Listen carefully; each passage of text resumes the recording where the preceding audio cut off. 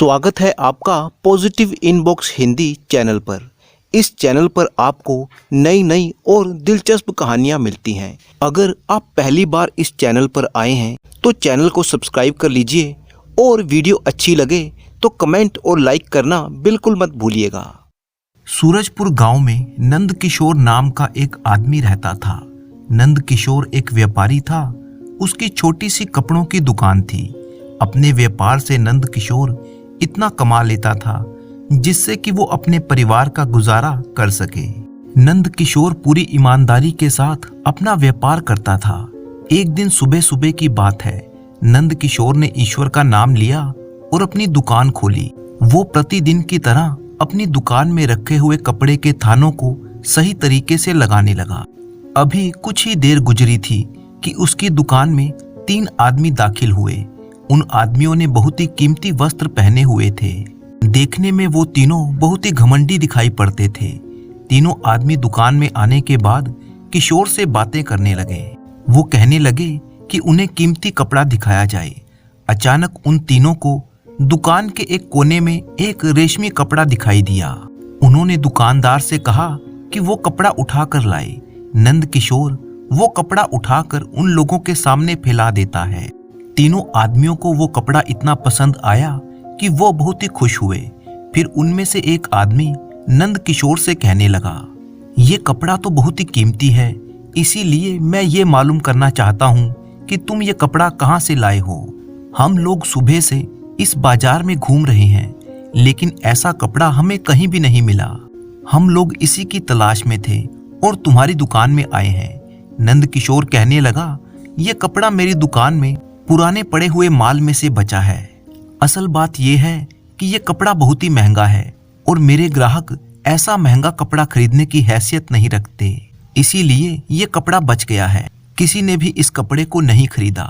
तीनों आदमियों ने वो कपड़ा उठाया और बिना कुछ कहे सुने दुकान से बाहर की तरफ चल दिए। नंद किशोर उनके पीछे दौड़ा और कहने लगा, अरे भाई, इस कपड़े की कीमत तो देते जाओ। उन तीनों में से एक आदमी नंद किशोर से कहने लगा, भाई, तुम कल राजमहल में आ जाना। हम नगर के राजा के राज दरबारी हैं, वहां आकर हमारा पता मालूम कर लेना और कपड़े की कीमत ले जाना। नंद किशोर ये बात सुनकर हैरान और परेशान हो जाता है। वो जान चुका था कि इन आदमियों से कपड़े की कीमत वसूल करना आसान ना होगा। जब वे लोग दुकान से चले गए तो नंद किशोर वापस अपने काम में जुट गया। जैसे तैसे करके वो दिन गुजर गया। अगले दिन नंद किशोर उठा।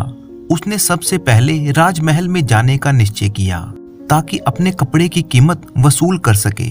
जब राजा के महल की तरफ वो जा रहा था तो मन ही मन में सोच रहा था कि आज अपने कपड़े के अच्छे दाम वसूल कर लूंगा, परंतु असल बात से वो बिल्कुल अनजान था। जब वो राजमहल में पहुंचा तो उसने देखा कि महल के चारों तरफ पहरेदार खड़े थे। नंद किशोर पहरेदारों के पास गया और उन्हें कल की सारी बात बताई। वो उन तीनों आदमियों की पहचान बताकर उनके बारे में पूछने लगा जो उसकी दुकान से कपड़ा खरीद कर लाए थे। पहरेदारों ने जब नंद किशोर की बात सुनी तो कहने लगे कि तुम कल आना, तुम्हारा काम हो जाएगा। नंद किशोर मन में सोच रहा था कि वो आज ही कपड़े की अच्छी कीमत वसूल कर लेगा, लेकिन जब उसने यहाँ के हालात देखे तो बड़ा ही मायूस होकर अपने घर लौट आया। अगले दिन वो फिर से अपनी रकम मांगने के लिए राजमहल में आ पहुंचा। इस बार पहरेदारों ने उससे कहा कि तुम 1 हफ्ते के बाद आना। नंद किशोर उदास मन से घर वापस लौट आया। जब वो 1 हफ्ते के बाद फिर से राजमहल में आया तब भी उसे इसी तरह से लौटा दिया गया। अगली बार जब नंद किशोर महल में पहुंचा तो इस बार वो पहरेदारों से कहने लगा, मैं पिछले कई हफ्तों से अपनी रकम के लिए यहाँ पर चक्कर लगा रहा हूँ, लेकिन मुझे खाली हाथ वापस जाना पड़ता है। तब उन पहरेदारों में से एक नेक दिल पहरेदार उसे एक कोने में ले गया। वो पहरेदार कहने लगा, अरे भाई, तुम तो बहुत ही सीधे साधे आदमी मालूम पड़ते हो। जिन राज दरबारियों को तुम ढूंढ रहे हो उन्होंने हमें तुम्हारा हुलिया बताकर ये आदेश दिया है कि इस शक्ल सूरत का कोई आदमी अपनी रकम वसूल करने के लिए यदि महल में आए तो उसे आज और कल का वायदा करके टालते रहें जब तक कि वो थक ना जाए। इसीलिए तुम खुद ही सोचो कि तुम कब से चक्कर लगा रहे हो और आज तक तुम्हारी रकम का कोई अता पता नहीं है। मेरी मानो तो तुम अब इसका ज्यादा सिर दर्द मत लो, अपने कपड़ों की कीमत तो तुम भूल ही जाओ। नंद किशोर कहने लगा, मैंने ना तो वो कपड़ा चुराया था और ना ही बेईमानी से खरीदा था जो मैं उसकी कीमत भूल जाऊं। मैं यहाँ पर कोई भीख मांगने नहीं आता, मैं अपने हक का पैसा मांगता हूँ। मैं रोज रोज यहाँ पर नहीं आ सकता। अगर राजा के कर्मचारियों ने मेरी कमाई मुझे ना दी तो मैं सीधा महाराज के पास जाकर उनकी शिकायत करूंगा। पहरेदार कहने लगा, मैंने तो तुम्हें सच्चाई बता दी है, अब तुम्हारी मर्जी, तुम जैसा चाहो वैसा करो। मैं एक बार फिर तुमसे कहता हूँ कि अगर अपनी खुशी और सलामती चाहते हो तो अपने कपड़े की कीमत भूल जाओ। पहरेदार की बातें सुनकर नंद किशोर मन महसूस कर वहां से चला गया।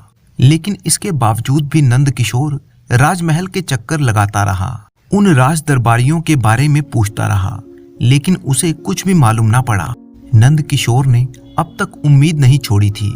उसे उम्मीद थी कि किसी न किसी दिन वो उन राज दरबारियों को बाजार की गलियों में ढूंढ ही लेगा और फिर उनसे अपनी रकम जरूर मांगेगा।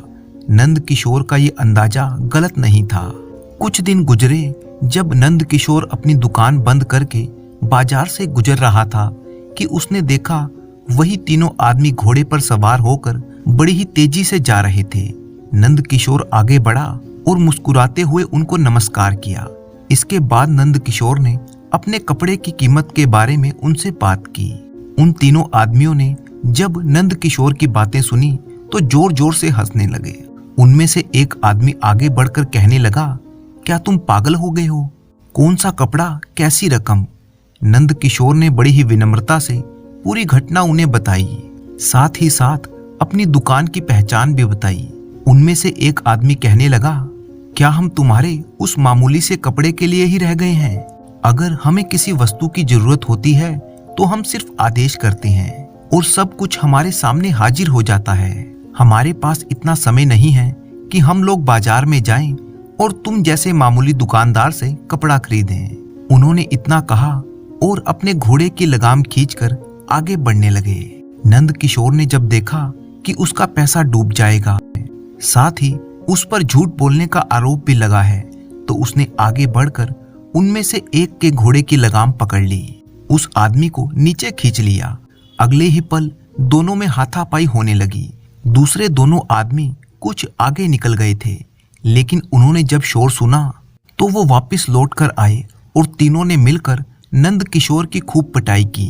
अपने साथ होने वाले इस अत्याचार को नंद किशोर बर्दाश्त ना कर सका और उसने भी उनमें से एक आदमी के चेहरे को नोचा।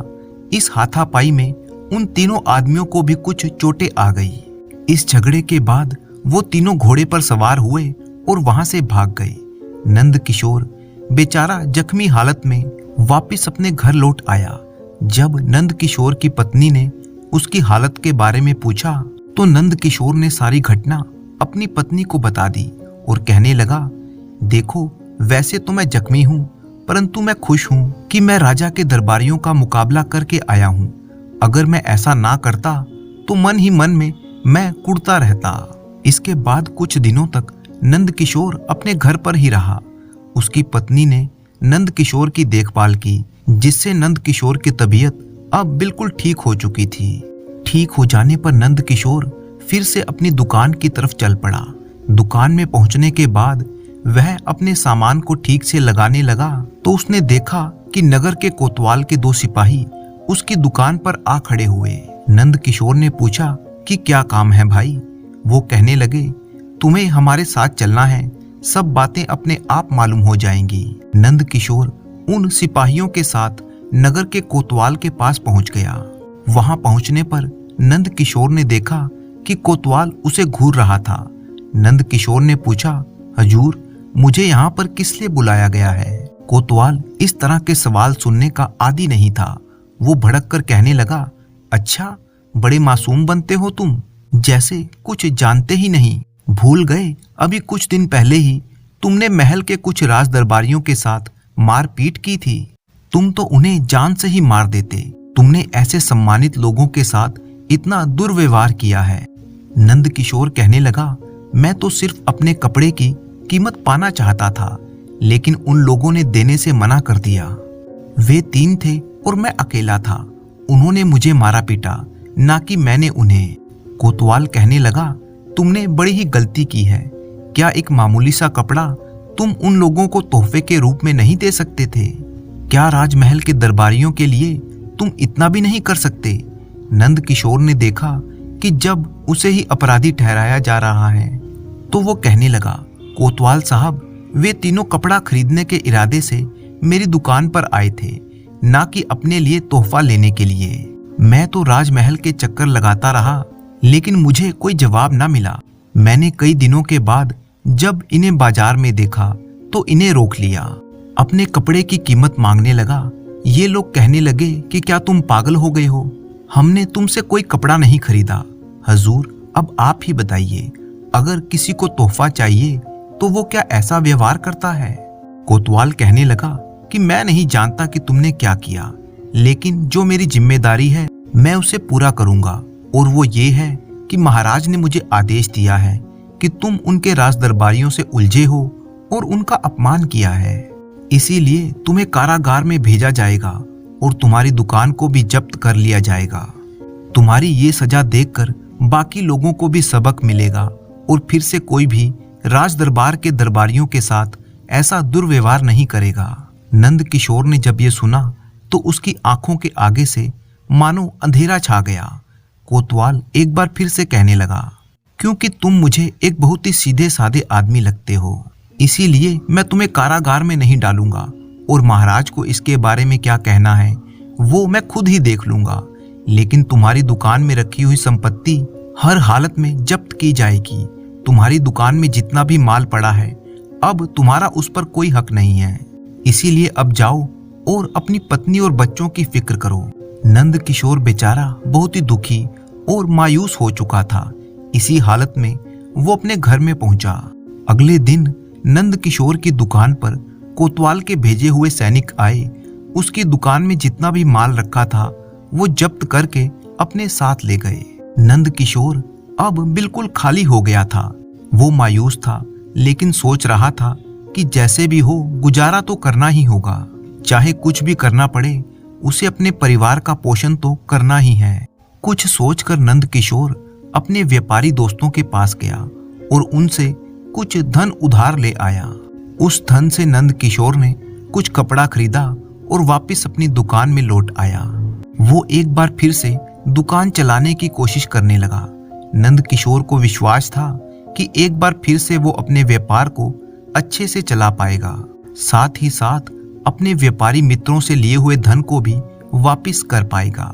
लेकिन किस्मत का खेल ऐसा हुआ कि छोटी सी दुकान से वो अपने घर का खर्च तो जैसे तैसे चला पाया, लेकिन व्यापारियों का कर्जा वापस ना कर सका।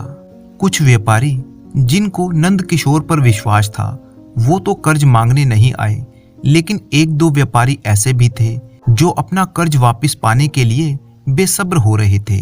वे लोग प्रतिदिन नंद किशोर के यहाँ आने लगे। नंद किशोर से रोज अपना कर्जा मांगने लगे। बेचारा नंद किशोर शर्मिंदगी से अपना सिर झुका लेता, लेकिन ये सिलसिला ज्यादा दिन तक ना चल सका। नंद किशोर सोचने लगा, आखिर कब तक मैं कर्जदारों को टालता रहूंगा। उसे लगने लगा कि अब ज्यादा दिन तक वो इन लोगों का सामना नहीं कर सकता, ना ही उनसे और अधिक समय मांग सकता है। इसीलिए नंद किशोर ने एक फैसला किया कि कुछ दिनों के लिए वह अपनी दुकान बंद कर देगा, ताकि कर्ज वसूल करने वालों से कुछ दिनों के लिए वह बच सके। ये सोचकर उसने अपनी दुकान बंद की और कुछ और काम करने का निश्चय किया। नंद किशोर गांव से बाहर एक चक्की वाले को जानता था, जो किसी जमाने में नंद किशोर के पिता का मित्र था। नंद किशोर जब उस चक्की वाले के पास पहुंचा तो उसे सारी घटनाएं बताईं। उसने चक्की वाले से प्रार्थना की कि मुझे अपने पास कुछ दिनों के लिए मजदूर का काम करने दे। जब चक्की वाले ने नंद किशोर की सारी बातें सुनी तो कहने लगा, बेटा, मुझे तुम्हें अपने पास काम पर रखने में कोई परेशानी नहीं है। तुम्हारी जब तक मर्जी हो यहाँ पर काम कर सकते हो, लेकिन मुझे इस बात की चिंता है, क्या तुम इतना कठोर परिश्रम कर पाओगे? क्या तुम आटे की बोरियां उठा उठा कर इधर उधर रख सकोगे। नंद किशोर के पास अपनी इज्जत बचाने के सिवा और कोई चारा भी नहीं था। वो कहने लगा, मैं हर तरह का मुश्किल काम करने को तैयार हूँ। मुझे कुछ दिनों के लिए ये सब काम मुश्किल लगेंगे, लेकिन आहिस्ता आहिस्ता मुझे इनकी आदत पड़ जाएगी। मुझे पूरी उम्मीद है कि कुछ दिनों में हालात सुधर जाएंगे और मैं फिर से अपने पुराने काम पर लौट जाऊंगा। उसी दिन नंद किशोर उस चक्की में काम करने लगा। इस तरह का कठिन परिश्रम करने का वो आदी नहीं था, लेकिन इसके बावजूद भी वो बड़ी ही खुशी से चक्की वाले का मजदूर बन गया। कुछ दिनों तक वह अपने कर्जा वसूल करने वालों का सामना करने से बचा रहा।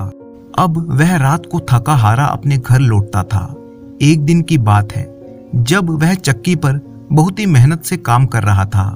उसे चक्की के सामने कुछ शोरगुल और लोगों के चिल्लाने की आवाज सुनाई दी। वो तेजी से चक्की के बाहर निकलकर आया तो देखा कि जिन लोगों से बचने की वो कोशिश कर रहा था, वही लोग वहां पर आ पहुंचे थे। उसके कर्जदारों में से 2-3 लोग वहां पर आकर उससे अपना कर्जा मांगने के लिए चिल्ला रहे थे। वह लोग चाहते थे कि नंद किशोर को पकड़कर नगर के कोतवाल के सामने पेश किया जाए। उन लोगों का शोर सुनकर आसपास के लोग भी वहां पर इकट्ठा हो गए। लोगों की भीड़ जमा हो गई। नंद किशोर कहने लगा, भाइयों, मैं आप लोगों का कर्ज वापस करने के लिए ही ऐसी कड़ी मेहनत कर रहा हूँ। उनमें से एक आदमी आगे बढ़कर कहने लगा, अच्छा, अब तुम हम लोगों से बहस भी करने लगे हो। तुमने तो कर्ज लेकर अपनी दुकान भी बंद कर दी और यहाँ इतनी दूर आकर छुप गए। क्या तुम समझते हो कि हमारे चंगुल से भाग जाओगे? हम तुम्हें 1 सप्ताह का वक्त देते हैं। यदि इस समय में तुमने हमारा कर्ज अदा नहीं किया तो जो कुछ भी होगा उसके जिम्मेदार तुम खुद होगे। ये कहकर वो लोग वापस लौट गए। सब कुछ सुनने के बाद नंद किशोर की हालत अब ऐसी हो गई थी कि उसका दिल बैठा जा रहा था। चक्की के सामने लगी हुई भीड़ अब खत्म हो चुकी थी, लेकिन एक आदमी अभी भी वहां पर खड़ा था। वो नंद किशोर के पास आया और उसे हौसला देते हुए कहने लगा, भाई, तुम चिंता मत करो और ईश्वर पर भरोसा रखो। क्या मैं जान सकता हूँ कि आखिर तुम्हारे साथ हुआ क्या है? नंद किशोर ने उस भले आदमी को अपनी सारी कहानी कह सुनाई कि किस तरह से उसकी दुकान पर कुछ लोग कपड़ा खरीदने के लिए आए जो खुद को राजा के दरबारी कहते थे। नंद किशोर कैसे अपने कपड़े की कीमत वसूल करने के लिए राजमहल के चक्कर लगाता रहा, कैसे शहर के कोतवाल ने उसकी सारी संपत्ति जब्त कर ली और अब वो इस चक्की पर काम करता है। वो आदमी नंद किशोर को हौसला देते हुए कहने लगा, चिंता मत करो भाई, ईश्वर के घर में देर है, अंधेर नहीं। इतना कहकर वो वहां से चला गया।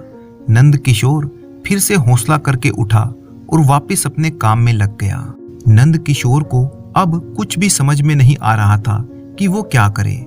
जब नंद किशोर अपने घर पर आया तो उसकी आंखों से नींद गायब थी। सारी रात वो करवटें बदलता रहा और ईश्वर से प्रार्थना करता रहा। इसी तरह से 2-3 दिन और गुजरे। कर्जदारों के द्वारा दी गई मोहलत में अब 4 ही दिन बचे थे। अगले दिन जब नंद किशोर चक्की पर जाने के लिए उठा तो सुबह सुबह ही उसके घर पर एक आदमी आ पहुंचा। पहनावे से वो बहुत ही अमीर आदमी मालूम पड़ता था। उसने नंद किशोर से कहा, भाई, मैं राजमहल से आया हूँ। मैं महाराज का दूत हूँ। महाराज ने मुझे खास तौर पर तुम्हें बुलाने के लिए भेजा है। बाहर रथ तैयार खड़ा है। इसी समय तुम्हें मेरे साथ राजमहल में चलना होगा। ये सुनकर नंद किशोर पहले तो कुछ घबरा गया, परंतु मरता क्या ना करता और वह रथ पर बैठकर उस आदमी के साथ राजमहल की ओर चल दिया। वो आदमी नंद किशोर को सीधा महाराज के पास ले आया। नंद किशोर, जो मन ही मन में बहुत घबरा रहा था, सिर को झुकाए हुए महाराज के सामने खड़ा हो गया। उसे इस बात का अंदेशा था कि अवश्य ही उसके कर्जदारों ने महाराज के पास शिकायत कर दी होगी और अब महाराज के द्वारा उसे कोई सजा दी जाएगी। महाराज ने नंद किशोर की तरफ देखा और कहने लगे, नंद किशोर, मुझे मालूम है कि तुम्हारे साथ क्या हुआ है और मैं तुम्हारे साथ पूरा इंसाफ करूंगा। ये सुनकर नंद किशोर ने जब नजरें उठाई और महाराज की तरफ देखने लगा तो कुछ पल के लिए वह राजा के चेहरे को देखता ही रह गया। उसे ऐसा जान पड़ता था जैसे उसने महाराज को पहले भी कहीं देखा है। हैरान परेशान नंद किशोर एकटक महाराज के चेहरे की तरफ देखने लगा, परंतु काफी देर तक अपने दिमाग पर जोर डालने के बाद भी वो ये नहीं जान सका कि उसने महाराज को पहले कहाँ देखा है। नंद किशोर के चेहरे पर परेशानी को देखते हुए महाराज कहने लगे, नंद किशोर, मैं समझ गया हूँ कि तुम क्या सोच रहे हो। तुम मुझे पहचान नहीं पाओगे, तो चलो मैं ही तुम्हें सच्चाई बता देता हूँ। 3 दिन पहले तुम्हारी चक्की के बाहर जब तुम्हारे कर्जदार तुम्हें धमका रहे थे, तब मैं भी वहीं पर मौजूद था, और उनके जाने के बाद जो आदमी तुम्हारे पास आकर तुम्हें हौसला देने लगा था, मैं वही हूँ। असल बात यह है कि उस दिन मैं भेष बदलकर अपने राज्य की प्रजा का हालचाल जानने के लिए निकला था, क्योंकि मुझे काफी समय से ये शिकायतें मिल रही थी कि हमारे राजमहल के कुछ राज दरबारी और कर्मचारी अपनी हैसियत और रुतबे का गलत इस्तेमाल करके राज्य की प्रजा और व्यापारियों को सता रहे हैं। इस बात में कितनी सच्चाई है, यही जानने के लिए मैं भेष बदलकर नगर के बाजारों में घूम रहा था। जब मैं तुम्हारी चक्की के सामने से गुजरा और तुमसे बात की तो मुझे सच्चाई का पता लगा। इसके बाद मैं महल में आकर अपने सबसे भरोसेमंद मंत्री अमरसेन से मिला और अमरसेन को तुम्हारे बारे में सारी जांच करने को कहा, जिससे ये पता चला कि तुम अपनी जगह पर बिल्कुल सच्चे थे। और फिर अमरसेन ही तुम्हें लेने के लिए तुम्हारे घर पर गए थे। साथ ही साथ हमने उन भ्रष्ट और बेईमान राजदरबारियों और कर्मचारियों का भी पता लगा लिया है जो हमारी प्रजा को सता रहे थे। नगर के उस कोतवाल को भी गिरफ्तार कर लिया गया है जो इनके साथ मिलकर प्रजा के साथ अन्याय कर रहे थे।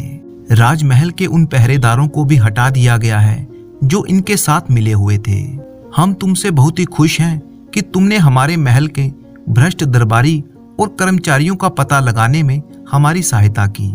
इसके बदले में हम तुम्हें इनाम के तौर पर अशर्फियों की एक थैली देते हैं, जिससे कि तुम अपना कर्जा भी अदा कर सकोगे और एक बार फिर से अपना व्यापार शुरू कर सकोगे।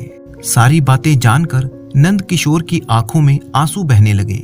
मन ही मन वो ईश्वर का धन्यवाद करने लगा और फिर महाराज का धन्यवाद करते हुए अशर्फियों की थैली लेकर अपने घर वापस लौट आया। उसने अपने सभी कर्जदारों को कर्ज वापस किया। बाकी बची हुई रकम से उसने एक बार फिर से अपने कपड़ों का व्यापार शुरू किया। इधर नगर के महाराज को भी अब ये बात समझ में आ चुकी थी कि उन्हें आंखें बंद करके अपने राज दरबारियों और कर्मचारियों पर विश्वास नहीं करना चाहिए, बल्कि समय समय पर जनता के दुख सुख जानने के लिए स्वयं भी जाना चाहिए। किसी समय की बात है, रूपनगर नाम का एक देश था और वहां पर एक राजा राज किया करता था। राजा का एक मंत्री था जो राजा को हर तरह के राजकाज में सलाह दिया करता था। राजा का बेटा और मंत्री का बेटा दोनों आपस में बहुत ही अच्छे मित्र थे। एक दिन की बात है, उस देश का राजकुमार जिसका नाम प्रीतसेन था और मंत्री का बेटा जिसका नाम सुलोचन था, दोनों जंगल में शिकार खेलने के लिए गए। दोपहर का समय हो गया था तो दोनों को बहुत ही प्यास लगने लगी। घोड़े दौड़ाते हुए वो पानी की खोज करने लगे, लेकिन काफी खोजने के बाद भी उन्हें पानी नहीं मिला।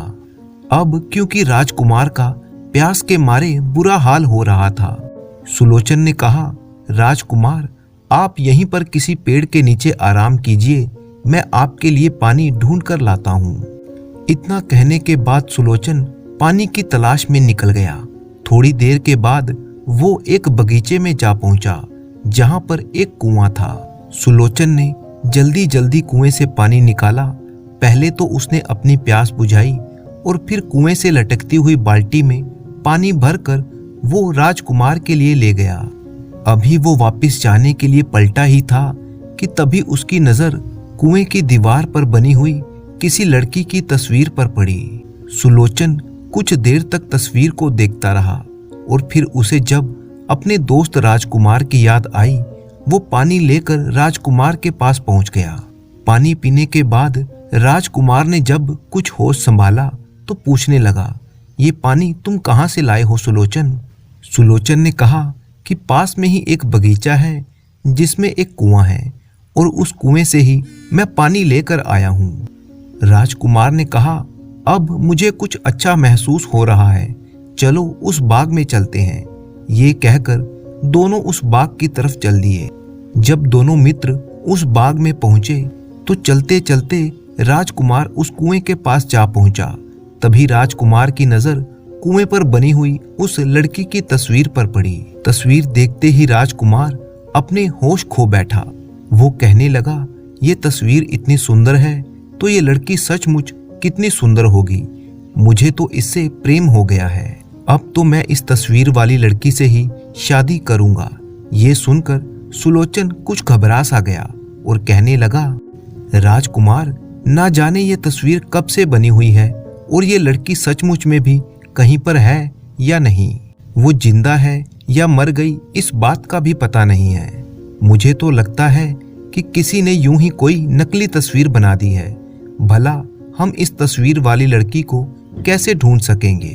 राजकुमार वहीं तस्वीर के पास बैठ गया और कहने लगा कि अगर सचमुच ये लड़की मर गई है तो मैं भी यहीं पर अपनी जान दे दूंगा। मेरे दोस्त सुलोचन, मैं इस लड़की के बिना इस दुनिया में नहीं रहना चाहता। सुलोचन ने जब राजकुमार की ऐसी हालत देखी तो वो कुछ डर सा गया। राजकुमार ने कहा, सुलोचन, अगर तुम सचमुच मेरे दोस्त हो तो जाओ इस तस्वीर वाली लड़की का पता करो। ये कहाँ रहती है, ये कौन है। तब सुलोचन मन ही मन में सोचने लगा कि मैं अगर राजकुमार की बात नहीं मानता हूँ तो ये मेरे और मेरे परिवार के लिए अच्छा नहीं होगा, और साथ ही राजकुमार भी इस लड़की के दुख में मौत को गले लगा लेगा। अगर मैं राजकुमार को यहीं पर छोड़कर वापस अपने राज्य की तरफ जाऊं तो भी मेरी खैर नहीं है। वो राजकुमार से कहने लगा, अपने आप को संभालो राजकुमार, जरा उठो तो सही। हमें कम से कम अगले गांव तक तो जाना ही होगा। हम वहीं पर जाकर पता लगाएंगे कि ये तस्वीर किसकी है। राजकुमार कहने लगा, नहीं नहीं, अब मैं यहाँ से नहीं उठूंगा। यहाँ पेड़ों की छांव है, ठंडा पानी है, मीठे फल भी मौजूद हैं, और फिर सबसे बढ़कर ये तस्वीर यहाँ पर है। तुम जाओ, जब तक तुम इस तस्वीर वाली लड़की को यहाँ पर लेकर नहीं आओगे मैं यहाँ से नहीं जाऊंगा। आखिरकार तंग आकर सुलोचन ने राजकुमार को उसी बाग में छोड़ दिया। वो तस्वीर वाली लड़की की तलाश में निकल पड़ा। मंत्री का बेटा सुलोचन चलते चलते गांव में जा पहुंचा और वहां के लोगों से बगीचे के बारे में पूछताछ करने लगा कि इस बगीचे का मालिक कौन है। उनमें से एक आदमी ने बताया कि ये एक सौदागर का लगवाया हुआ बगीचा है और साथ ही साथ मुसाफिरों के आराम करने के लिए, उनकी प्यास बुझाने के लिए कुआं भी उसी ने बनवाया था। कुछ नौकरों का इंतजाम भी किया गया था जो वहां से गुजरने वाले राहगीरों को खाना खिलाते थे और पानी पिलाते थे। इन सारे कामों का खर्च सौदागर खुद अपनी जेब से भरता था। जब एक दिन वो नेक दिल सौदागर मर गया तो उसके बेटे नालायक और निकम्मे निकले। उन्होंने अपने नौकरों को निकाल दिया और इस बगीचे की देखभाल करना भी छोड़ दिया। सुलोचन ने कहा, क्या मैं उस सौदागर के बेटे से मिल सकता हूँ? अगर तुम्हें उनका ठिकाना मालूम है तो मुझे वहां पर ले चलो। वो आदमी सुलोचन को सौदागर के घर ले आया। दरवाजा खटखटाने पर सौदागर का बड़ा बेटा बाहर निकला। क्या गांव से बाहर जंगल में जो बगीचा है वो आपका है? सौदागर का बेटा कहने लगा, जी हाँ, वो मेरा ही है और वो कुआं भी मैंने ही बनवाया है। सुलोचन ने पूछा, क्या आप बता सकते हैं कि वो कुआं बनाने वाले कौन थे? जी हाँ, वो कुआं बनाने वाले मजदूर यहाँ से थोड़ी ही दूर एक दूसरे गांव में रहते हैं। इसके बाद सुलोचन कुएं को बनाने वालों का नाम पता मालूम करके वहां से चल दिया। दूसरे गांव में पहुंचकर जब उन मजदूरों के वहां पर पहुंचा जिन्होंने कुआं बनाया था, उस आदमी ने सुलोचन की खूब खातिरदारी की और रात भर उसे अपने यहाँ पर ठहराया। सुलोचन के पूछने पर उसने बताया कि हाँ, कुआं मैंने ही बनाया था। तो फिर आप जानते होंगे कि कुएं पर किसकी तस्वीर बनी है। बेशक वो कुआं मैंने ही बनाया था, लेकिन उस पर जो तस्वीर बनी है वो मेरे बड़े भाई ने बनाई थी। अगर आप वहां जाकर उनसे मिलें, आपको आसानी से तस्वीर के बारे में पता चल जाएगा। सुलोचन जिस आदमी से बातें कर रहा था वो बहुत ही बूढ़ा था। सुलोचन सोचने लगा कि ये आदमी खुद ही इतना बूढ़ा है तो इसके बड़े भाई की उम्र कितनी होगी, वो जिंदा होगा भी या नहीं। ये सोचता हुआ सुलोचन अगले गांव की तरफ चल दिया। ढूंढते ढूंढते उस आदमी के घर में भी जा पहुंचा, लेकिन ये आदमी उस पहले वाले आदमी से काफी जवान मालूम पड़ता था। सुलोचन ने पूछा, यहाँ से कुछ दूर जंगल में जो बगीचा है उसके कुएं पर तस्वीर आपने ही बनाई थी? जी हाँ, तस्वीर मैंने और भाई साहब ने मिलकर बनाई है, मगर मैं ये नहीं जानता कि वो तस्वीर किसकी है। मैंने तो सिर्फ उस तस्वीर में रंग ही भरे थे, उसका असली खांचा तो भाई साहब ने ही बनाया था। शायद वही जानते होंगे कि ये तस्वीर किसकी है। क्या आपके भाई साहब आपके साथ नहीं रहते? जी पहले तो रहते थे, लेकिन बाद में हालात कुछ ऐसे हो गए कि हम दोनों को अलग अलग होना पड़ा।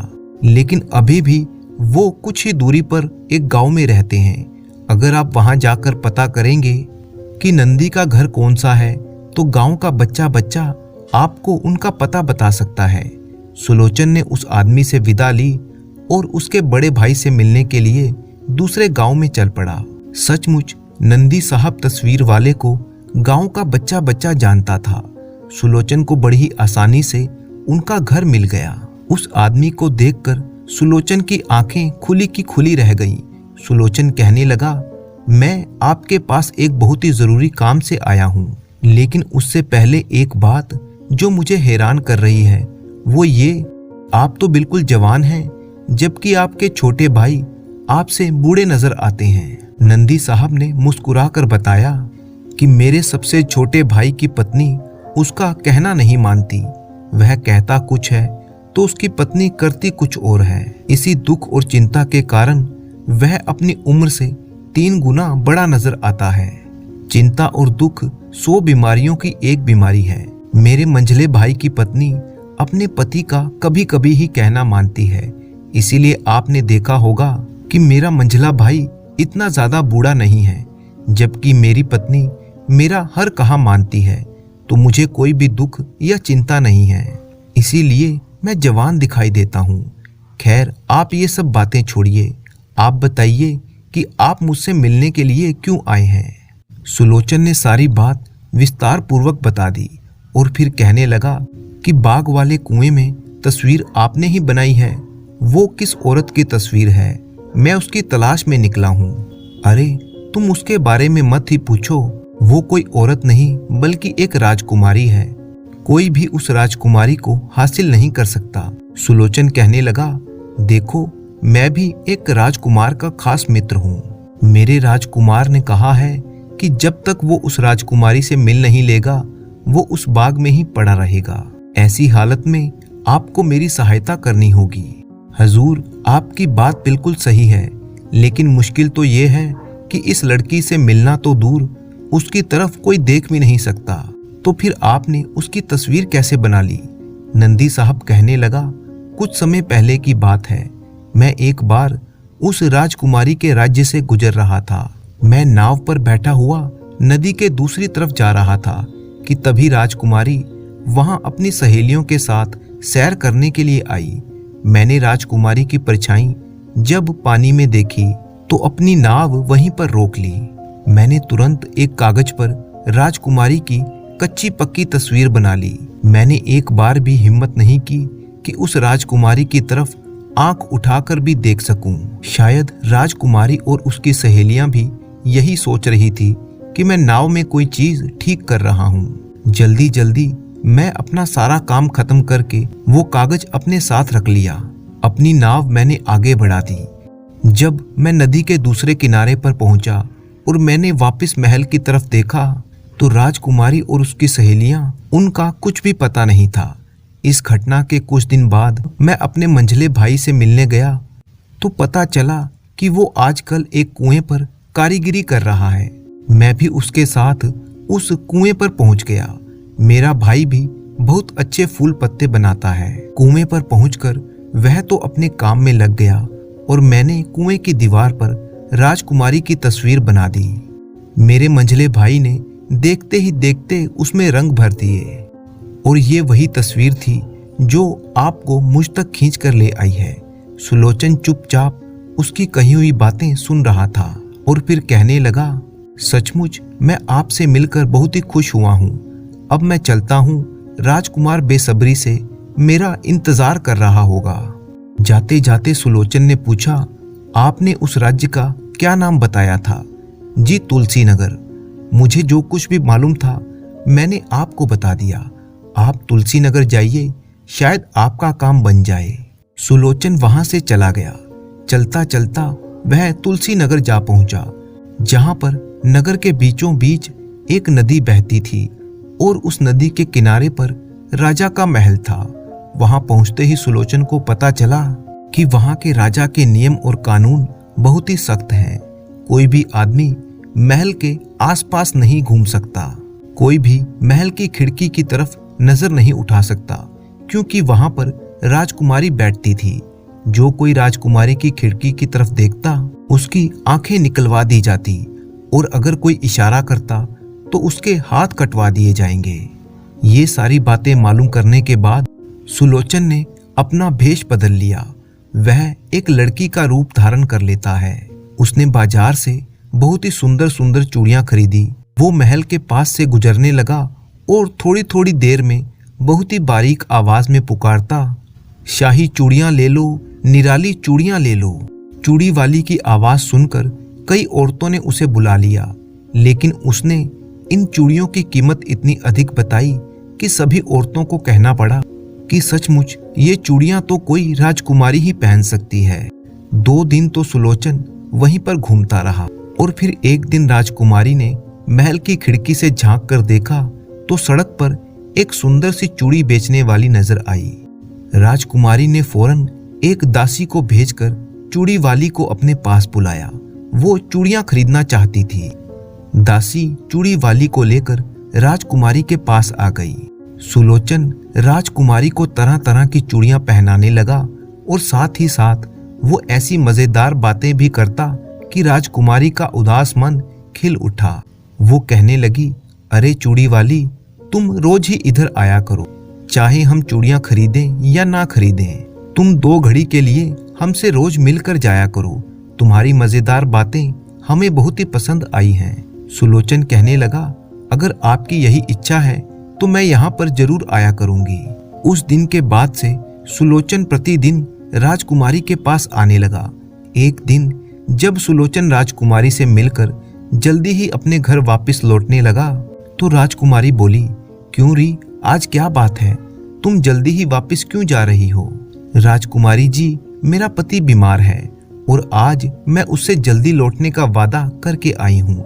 ईश्वर करे कि वो अच्छा हो जाए तो मैं दिन भर यहीं पर रहा करूंगी। दूसरे दिन सुलोचन रोता पीटता हुआ राजकुमारी के पास आया। राजकुमारी समझ गई कि इसका पति मर गया है।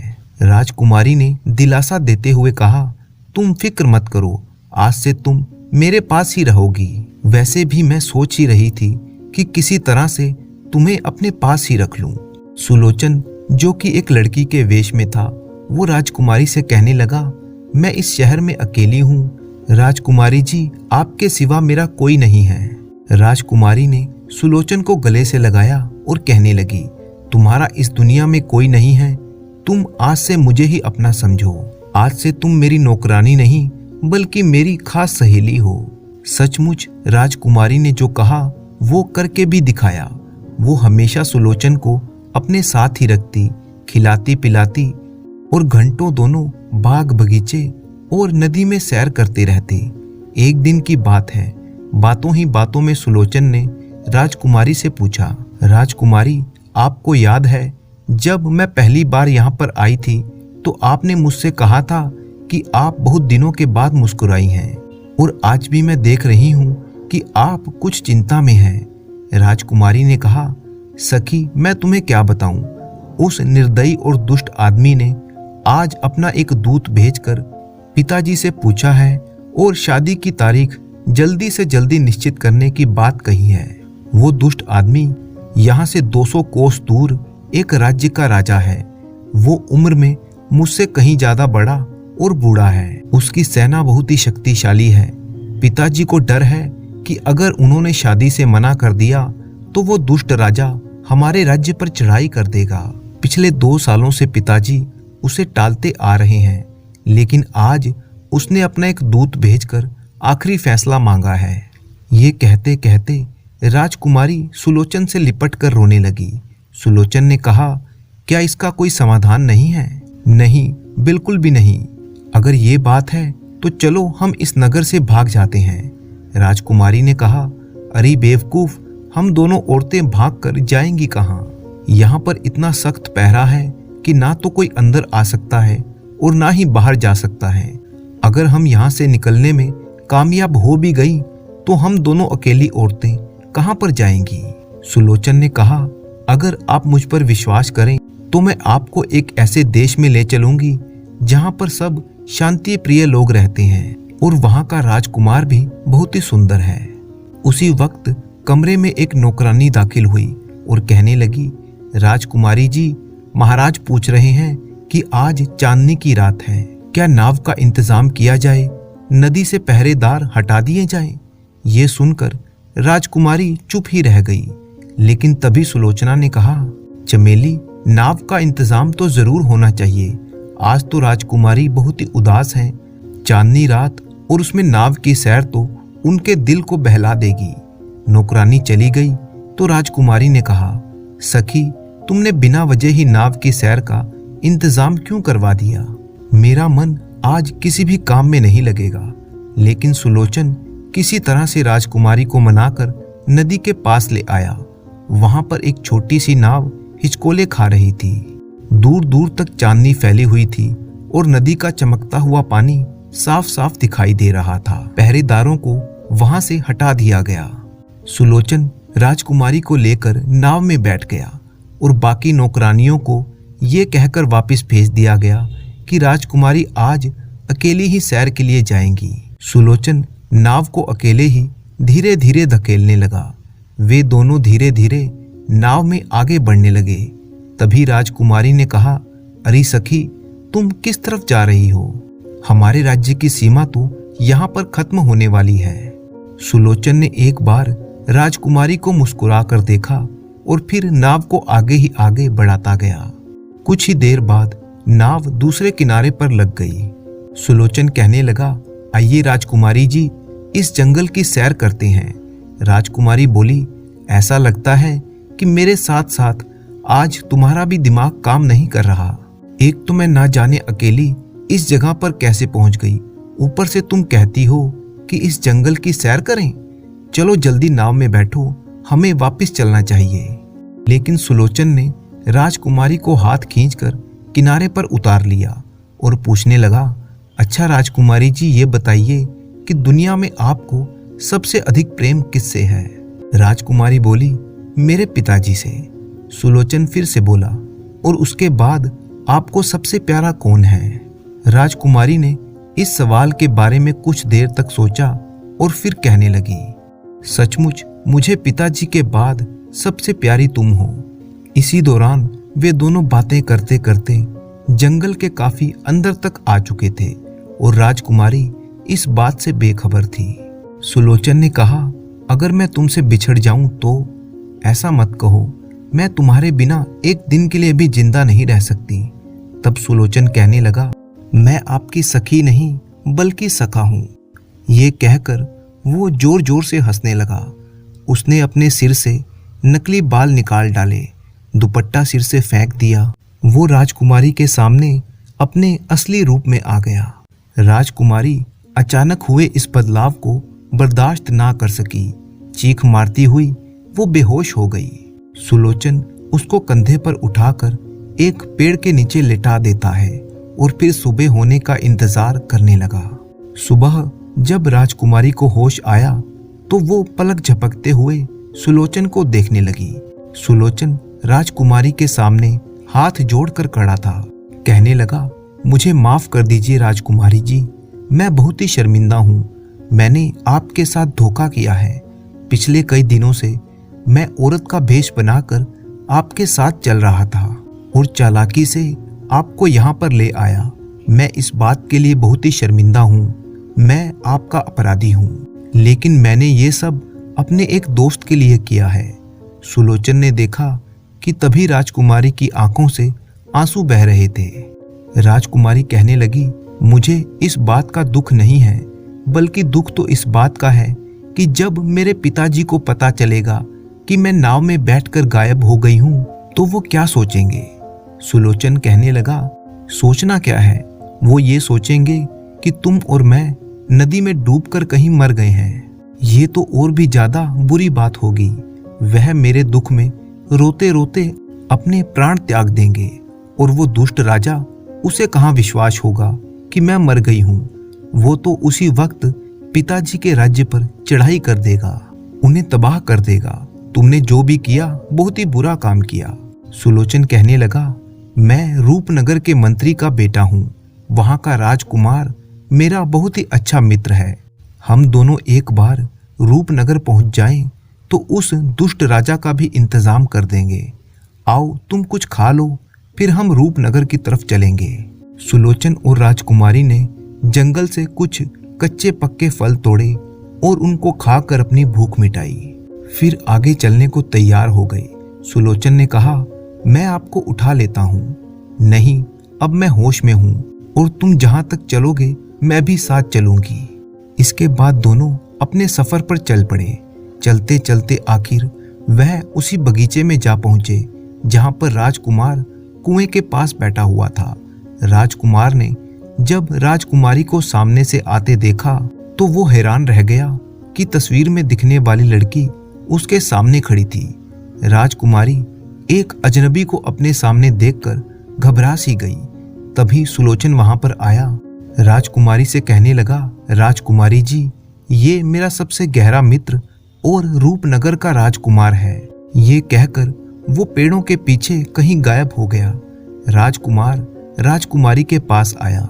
इससे पहले कि राजकुमार कुछ बोल पाता, राजकुमारी कहने लगी, मैं अभी बहुत ही थकी हुई हूँ। राजकुमार ने राजकुमारी को एक जगह पर बिठा दिया। इतने में सुलोचन बगीचे से कुछ फल तोड़कर ले आया, साथ ही एक बाल्टी में पानी भी ले आया। ये सब उसने राजकुमार और राजकुमारी के आगे रख दिए। वो राजकुमार से कहने लगा, अब मेरा काम खत्म हो चुका है, परंतु आपका कर्तव्य अभी बाकी है। तुलसी नगर पर पड़ोसी दुष्ट राजा ने चढ़ाई कर दी होगी और हमें तुरंत राजकुमारी जी के पिताजी की सहायता के लिए पहुंचना चाहिए। इसके बाद सुलोचन ने सारी बात राजकुमार को विस्तार से बता दी। राजकुमार तुरंत गरजता हुआ खड़ा हुआ और अपनी तलवार निकालकर कहने लगा कि हम उस दुष्ट राजा की ईंट से ईंट बजा देंगे। वे तीनों रूपनगर की तरफ चल पड़े। रूपनगर के राजा अपने बेटे के दुख में दुखी हो रहे थे। जब उन्होंने उसे जीवित देखा तो बहुत ही खुश हुए। सारी बात जानकर राजा ने अपनी विशाल सेना राजकुमार के हवाले कर दी। राजकुमार अपनी विशाल और बहादुर सेना के साथ तुलसी नगर की तरफ चल दिया। उसका अंदेशा बिल्कुल सही निकला।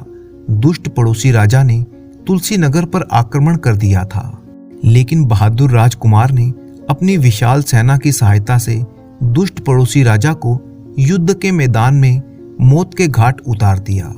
तुलसी नगर के राजा को जब अपनी जीत की खबर मिली तो वह बहुत ही खुश हुआ। अपनी बेटी को जिंदा देखकर उन्होंने उसे गले से लगाया और फिर राजकुमारी ने अपने पिता को सारी बात बताई। कुछ दिनों तक तुलसी नगर का शाही मेहमान रहने के बाद राजकुमार का विवाह एक शुभ मुहूर्त पर राजकुमारी के साथ कर दिया गया। पुराने समय की बात है। एक राज्य पर चक्रधर नाम का एक राजा राज किया करता था। राजा चक्रधर के राज्य में चारों ओर खुशहाली थी और प्रजा अपने राजा से बहुत ही प्रसन्न थी।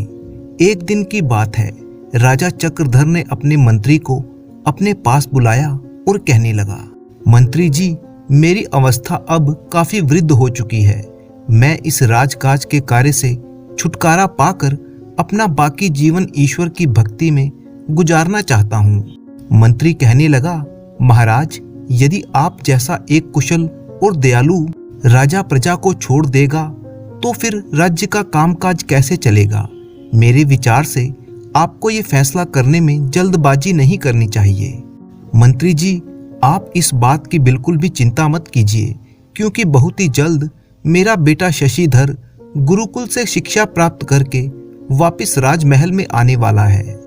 वो ही इस देश का अगला राजा बनेगा।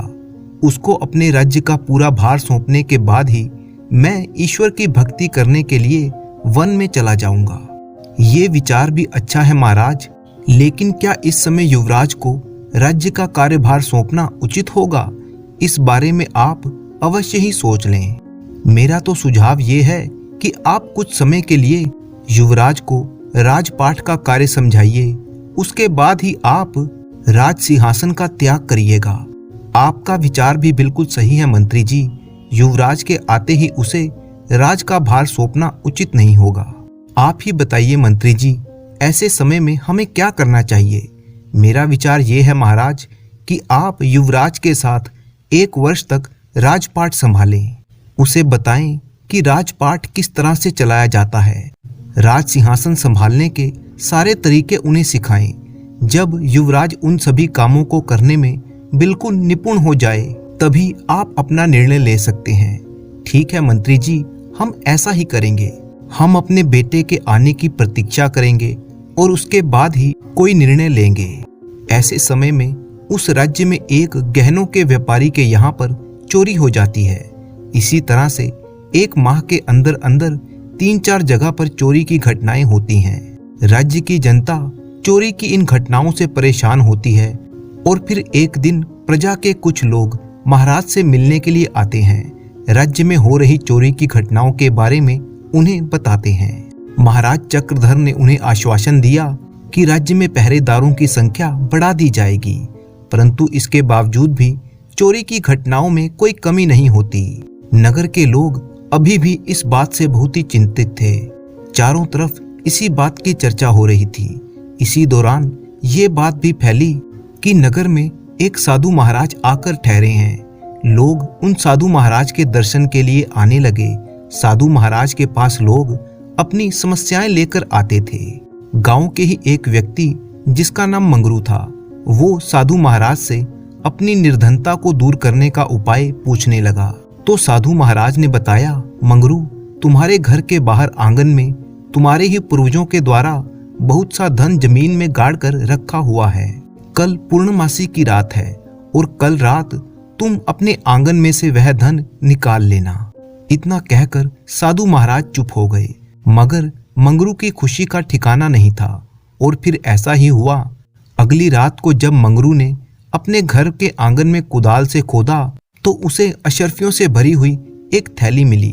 अब तो पूरे गांव में ये बात फैल चुकी थी कि साधु महाराज के बताने पर मंगरू को अपने पूर्वजों का खजाना मिला है।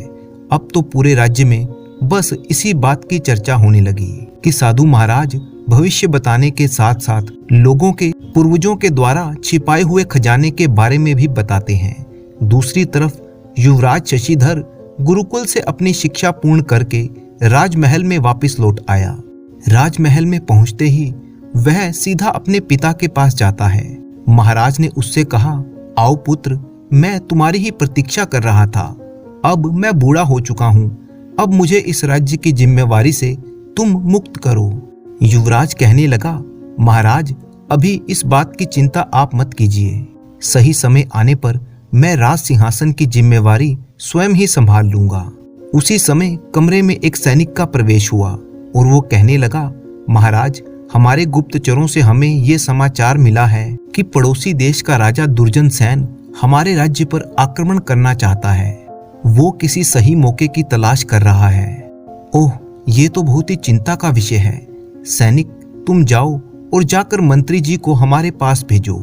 सैनिक के चले जाने के बाद महाराज अपने पुत्र से कहने लगे, युवराज, एक तरफ तो हमारे राज्य में चोर और लुटेरों का आतंक मचा हुआ है और दूसरी तरफ हमारे शत्रु राजा हम पर आक्रमण करने की तैयारी कर रहे हैं। हमारा राज्य बुरी तरह से मुश्किलों में फंस गया है।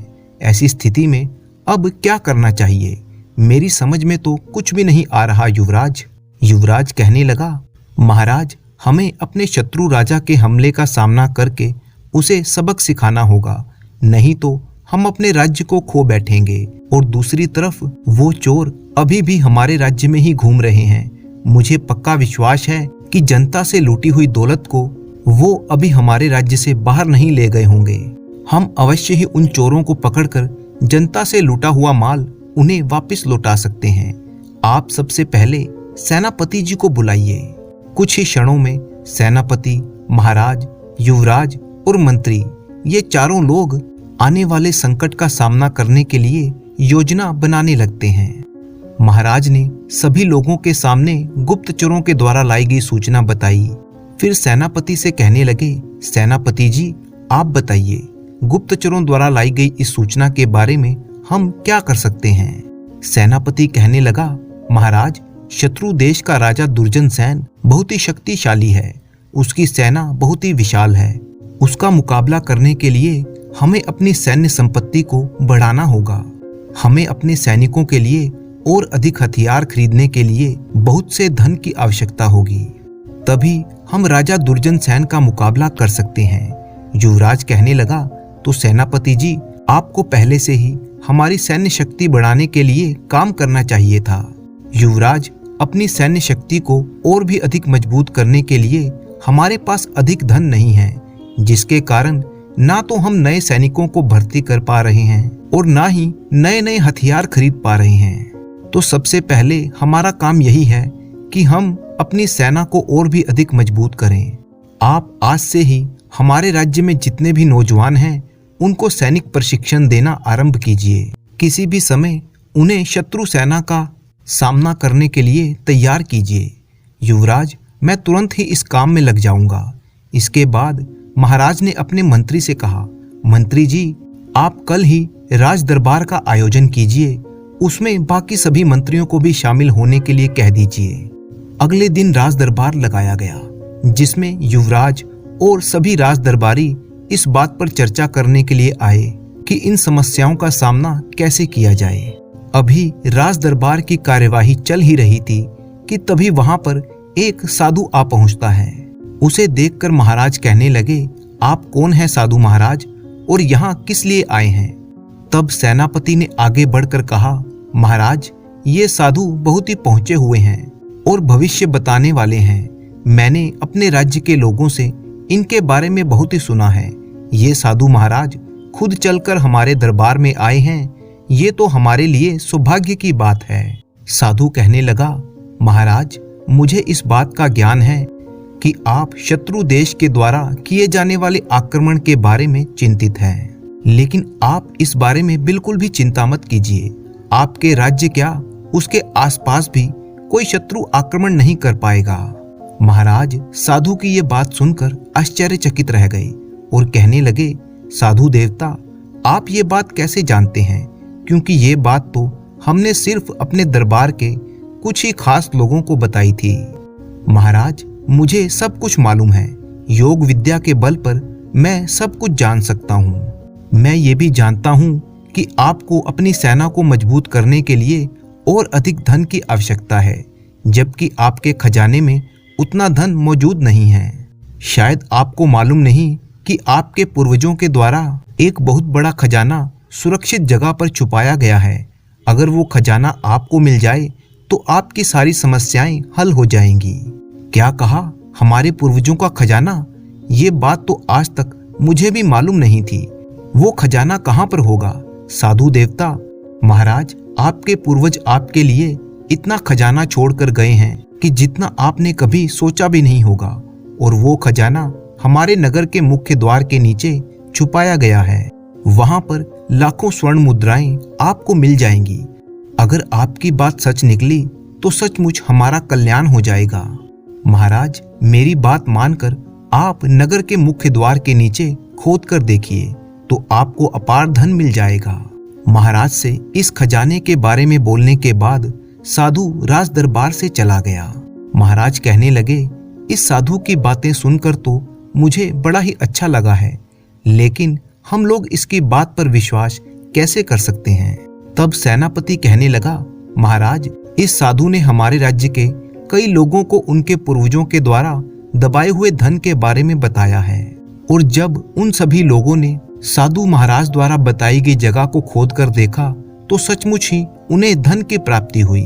ये बात तो मैं राज्य के कई लोगों से सुन चुका हूँ। मुझे लगता है कि हमें भी एक बार नगर के मुख्य द्वार के नीचे खोदकर देख लेना चाहिए। महाराज कहने लगे, आप बिल्कुल ठीक कहते हैं सेनापति जी। अगर सारा धन हमें मिल जाए तो हम बहुत ही जल्दी अपनी सैन्य शक्ति को बढ़ा सकते हैं, क्योंकि हमें धन की बहुत ही ज्यादा आवश्यकता है, वरना हमें धन के लिए अपने राज्य की जनता पर अधिक लगान लगाना होगा, और वो हम बिल्कुल भी नहीं चाहते। सेनापति ने कहा, तो महाराज मैं नगर के मुख्य द्वार की खुदाई का काम शुरू करवा दूं। तभी युवराज, जो ये सब कुछ चुपचाप देख रहा था, वो कहने लगा, अभी कुछ समय के लिए रुकिए सेनापति जी। आपकी बात तो बिल्कुल ठीक है, लेकिन हम कुछ दिनों के बाद वहां पर खोद कर देखेंगे। जो आज्ञा युवराज, जैसा आप ठीक समझें। जब आप कहेंगे तभी हम अपना काम शुरू करेंगे। तो ठीक है, आज राज दरबार की कार्यवाही यहीं पर समाप्त की जाती है। जब राज दरबार खत्म हो गया तो युवराज अपने पिता के कमरे में जाता है। महाराज कहने लगे, युवराज हमें उस खजाने को बाहर निकालना चाहिए, क्योंकि ये हमारे राज्य के लिए बहुत ही अच्छा होगा। पिताजी, आप एक बात भूल रहे हैं। उस साधु ने तो नगर के मुख्य द्वार के नीचे दबे हुए खजाने के बारे में कहा है, लेकिन इस समय हम अपने नगर के मुख्य द्वार को गिरा देंगे तो शत्रु राजा बहुत ही आसानी से हमारे नगर पर हमला कर देगा। और तो और हमारे राज्य का सबसे मजबूत मुख्य द्वार ही है। उसको पार करके राजमहल में प्रवेश करने के लिए शत्रु को बहुत ही आसानी होगी। तो क्या युवराज हम उस खजाने को ऐसे ही छोड़ दें?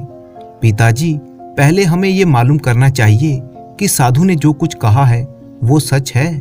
आप मुझे 1 सप्ताह का समय दीजिए, मैं इस बात की पूरी छानबीन करके फिर आपको बताऊंगा। तब तक आप इस विषय में कोई भी फैसला मत कीजिएगा। उसके बाद महाराज चक्रधर ने उस खजाने को ढूंढने के लिए 1 सप्ताह तक रोक लगा दी। इसके बाद युवराज ने अपने एक बचपन के दोस्त को बुलाया, जो पिछले कई वर्षों से महाराज के अंगरक्षक के रूप में काम कर रहा था। उसका नाम विजय था। जब युवराज अपने दोस्त विजय से मिला तो विजय ने कहा, युवराज आपने मुझे किस काम के लिए याद किया है? अरे मित्र, तुम मुझे युवराज नहीं बल्कि शशि कहकर पुकारो।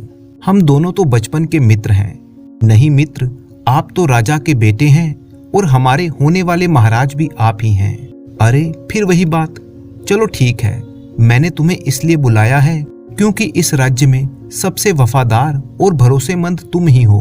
हम दोनों को मिलकर एक काम करना है। बताइए युवराज, हमें क्या काम करना है? मैं पूरी तरह से तैयार हूँ। विजय, हमारे राज्य में एक नए साधु महाराज आए हैं, उनके बारे में तुम्हारा क्या विचार है? हाँ युवराज, मैंने भी उनके बारे में सुना है। हमारे राज्य के कई लोगों का कहना है कि उन साधु द्वारा बताए जाने पर उन लोगों को अपने पूर्वजों का छुपा हुआ खजाना मिला है, और वह जिसे भी पूर्वजों के खजाने के बारे में बताते हैं वो खजाना वहीं पर मिलता है। मैंने भी यही सुना था। चलो हम दोनों को मिलकर एक छोटा सा काम करना है। उसके बाद युवराज और विजय अपना भेष बदल लेते हैं। उन दोनों ने साधारण गांव वालों का रूप बनाया। वे दोनों उसी दिन विजय के घर गए। युवराज ने विजय को एक पोटली दिखाते हुए कहा, देखो विजय, इस पोटली में 1000 स्वर्ण मुद्राएं हैं। हम ये स्वर्ण मुद्राएं इसी कमरे में खोदकर यहाँ पर छुपा देते हैं। लेकिन युवराज, हमारे ही घर में हमें धन क्यों छुपाना है? मुझे कुछ समझ में नहीं आया। देखो विजय, हम ये धन यहाँ पर छुपाएंगे और साधु महाराज से इस धन के बारे में पूछेंगे, और वो साधु महाराज इस धन के बारे में हमें बता पाएगा या नहीं, ये हम लोगों को पता करना है। हाँ, अब मैं आपकी बात समझ गया। युवराज, अब मुझे उस साधु महाराज के पास जाकर इस छुपे हुए धन के बारे में पूछना है। मैंने ठीक कहा ना युवराज? तुम बिल्कुल ठीक समझे विजय, लेकिन हमारे पास कल तक का समय नहीं है। तुम्हें आज ही उनके पास जाकर छुपे हुए धन के बारे में पता करना होगा। युवराज के जाने के बाद विजय एक ग्रामीण के वेश में उस साधु महाराज के पास जाता है।